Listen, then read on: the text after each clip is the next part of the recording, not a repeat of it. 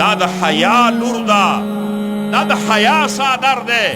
دی له شریعت دون اعزاز ورکړی دی دی ته مور ویلی دی آزاد مدر آزاد او پدر آزاد زنانه نه ده دا کلمه د محمد رسول الله ویونکي زنانه ده دا د حوا لور ده دا د حیا لور ده دا د حیا صادر دی دی له شریعت دون اعزاز ورکړی دی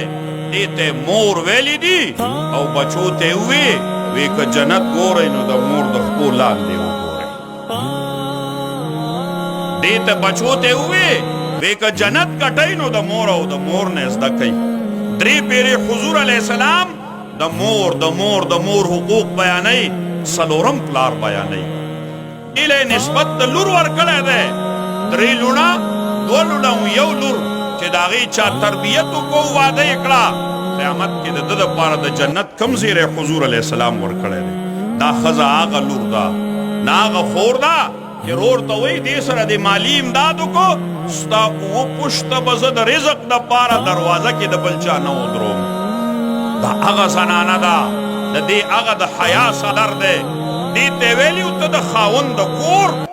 سرداره یې دې ته وی منځ کوه ایما امرأة صلت خمسها پنځه منځونه کوي وصامت شهرها یو میاشت روجې نیسي واطاعت بعلها دې ته وی که ته د کوم سړي ښځه یو د ښځې نسبت دی ورسره یې د نکاح